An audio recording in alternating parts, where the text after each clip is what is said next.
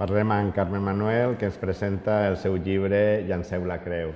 Carme, Llanceu la creu. Què has contat en Llanceu la creu? Fins a on pugues contar? Sí, bé, puc contar l'argument, clar, és clar.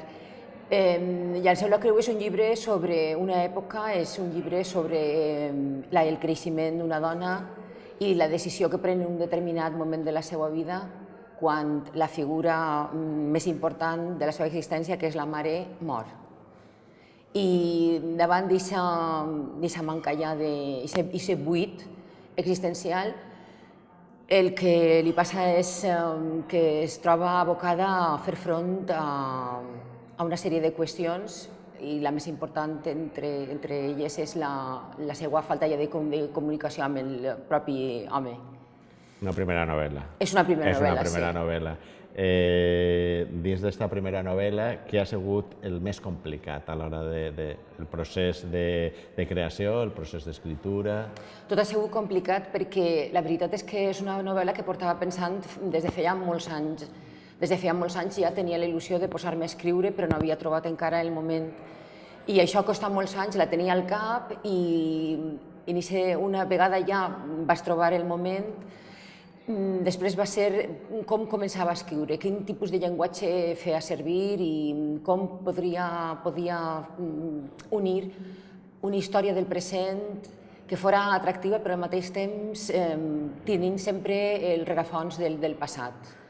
I com unir-ho tot, com unir aquest present i aquest passat, i això és el que possiblement m'ha costat més. Diguem que és el tema l'arquitectura de la narrativa, sí. De la narrativa. Sí, perquè bé, tothom tenim històries al cap i les històries se repeteixen, però el que és irrepetible és la manera de contar, la manera de transmetre, la manera de construir aquesta història.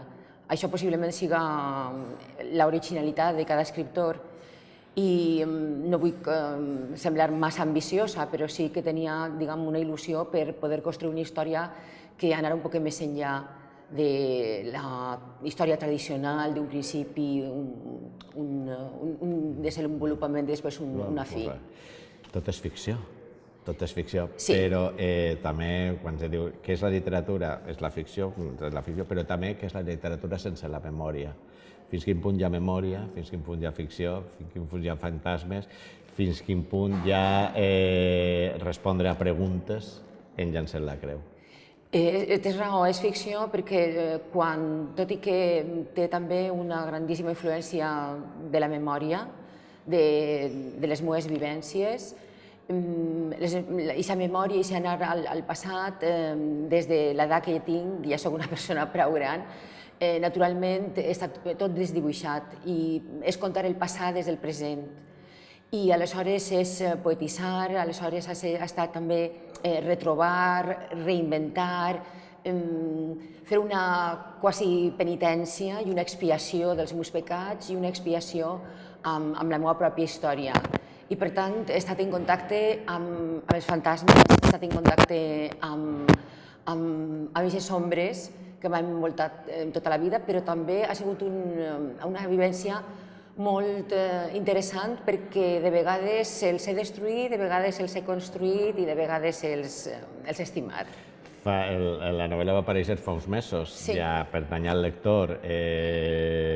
Sé que està realitzant una sèrie de campanyes d'animació a la lectura, te conviden. I quina és la reacció del lector davant Llanceu la creu? Què te transmeteixen? Què te conten? Sí, estic molt sorpresa perquè la novel·la la vam llançar a la Fira del Llibre i des del mes de maig fins ara ha tingut molt bona acollida. Estic molt sorpresa, jo soc la primera, molt contenta i per a mi sempre és un honor que algú em diga he llegit la teva novel·la, m'ha agradat. Els amics, els familiars, companys que estic retrobant des de fa més de 30 anys que m'escriuen perquè han vist la novel·la a la llibreria, a la Fira del Llibre, l'han comprada i m'escriuen un e-mail. I jo no soc una persona de Facebook, per tant no tinc aquest lligam, però sí em diuen, l'he llegida, m'agrada molt, és molt poètica, sé m'identificar molt en moltes coses de les que contes perquè jo crec que això és una novel·la d'una generació de les persones que som fills d'aquells que van passar la guerra I, per tant, també d'aquesta generació que hem viscut entre el camp i la ciutat, entre la València de l'Horta i la València urbana, entre el parlar valencià a casa i l'aprendre castellà i fer la nostra vida un poc esquizofrènica, entre una llengua i una altra, sense trobar molt bé el terme mitjà i l'espai que puguem viure bé i d'una manera conciliadora amb les dues llengües. I les persones ja t'he dit que els meus amics de la meva edat em diuen això, s'hem identificat, ens agrada. La gent més jove, aquesta setmana he estat amb els alumnes de l'Institut Benlliure, que l'han llegida, i els ha agradat també, a alguns no els ha agradat gens, perquè han trobat que és una novel·la difícil, i els salts de present, de passat, això els ha sorprès molt i fins i tot els ha posat en contra de la novel·la perquè l'han trobat dificultosa a l'hora de seguir la narració. Però bé, en termes generals els agrada molt la figura de la mare, estan molt sorpresos de com la relació entre la protagonista i la seva germana.